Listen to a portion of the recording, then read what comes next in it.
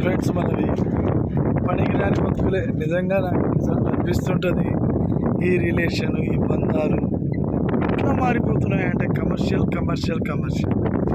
అరే కమర్షియల్ ఉండండిరా బాబు, కానీ కమర్షియల్ తిండి పెట్టదు, అది మనం తయారు చేసేది కమర్షియల్ ఫుడ్. డబ్బుతో బతుకుతావు కానీ డబ్బే జీవితం అన్నట్టు అయిపోయారు పబ్లిక్. ఎంతకు దిగజారంటే రిలేషన్ని కూడా బ్లాక్ చేసేస్తున్నారు, రిలేషన్నే మోసం చేస్తున్నారు. చాలా బాధ అనిపిస్తుంది. ఈవెన్ ఇందులో ఏంది అంటే నాకు తెలియక చెప్తాను, ఇంత ఘోరంగా ఉండి వీళ్ళు సాధించేది ఏంటి అన్నది నాకు అర్థం కాదు.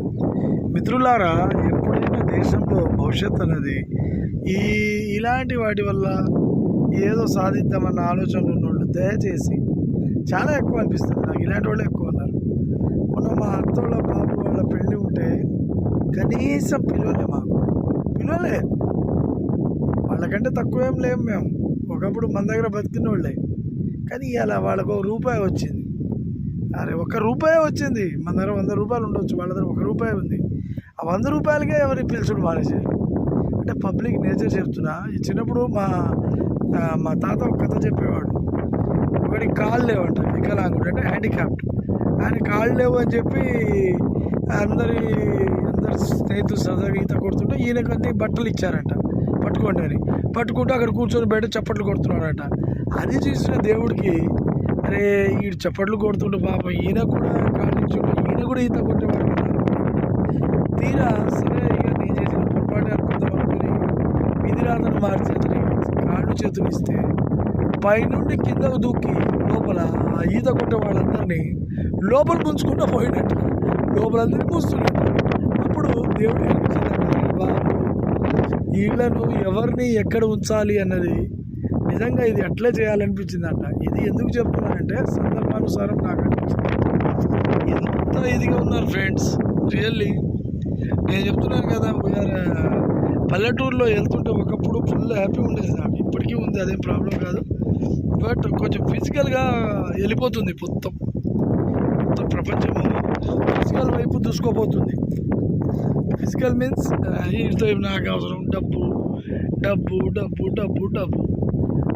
ఎంత డబ్బు ఉన్నా సంతృప్తి లేదు. చనిపోయినోడికి లేదు, బతికినోడికి లేదు.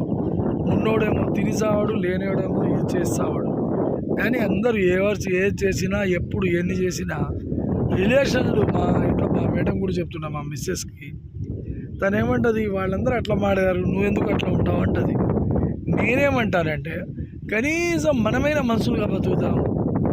మనం కూడా అరే బాబు ఈయన కూడా ఒక మనిషి అనిపించుకుందాం. డబ్బు అశ్వాసితం, ఎంత వచ్చినా ఇంకా కావాలనిపిస్తుంది. బంధము, ఒకప్పుడు మనకి ఏమైనా కష్టాలు వస్తే బంధం వైపు చూసేవాడు. ఈ రోజులో ఏమైంది, బంధాలు బ్రేక్ అవ్వడం వల్ల ఏదైనా ప్రాబ్లం వస్తే సూసైడ్ చేసుకుని ఫ్యామిలీ రోడ్డు మీద పడుతుంది. అదే ఉన్నప్పుడు ఆ రిలేషన్ని సరిగ్గా మెయింటైన్ చేసుకుంటే వాడు రోడ్ల మీద పడాల్సిన పరిస్థితి ఉండదు. రెండోది, ఏ బంధమైనా ఏదైనా కానీ అన్నిటికంటే అనిపించింది ఏంటంటే, ఇంత ఘోరంగా కమర్షియల్గా మారిపోవడానికి కారణం డబ్బే. నన్ను అడిగితే మనోజన్మలో అయిన డబ్బుని తీసి కష్టాల మీద ఇలా డబ్బు అనేది లిమిటెడ్గా ఉన్నా బాగుండదు. ఎంత ఘోరం అంటే ప్రతి ఓడు చూసేదాన్ని డబ్బే చూస్తే వాడు ఎక్కడి నుండి తెచ్చి ఇస్తాడు. వీడేమో ఇట్లా ఉంటాడు, వాడేమో అట్లా ఉంటారు. పిల్లలు కూడా అట్లే తయారవుతారు. మా డాడీ నాకు డబ్బు కావాలి, ఏమ్మా డబ్బు ప్రతోడికి కావాలి. మరి డబ్బు అవసరం లేనివాడు ఎవడు ఉన్నాడు? జంతువులు తప్ప. మరి జంతువులు డబ్బు లేకపోయినా ఆనందంగానే ఉన్నాయి కదా. సో నాకు అనిపిస్తుంటాయి ఇవి కరెక్ట్ కావు.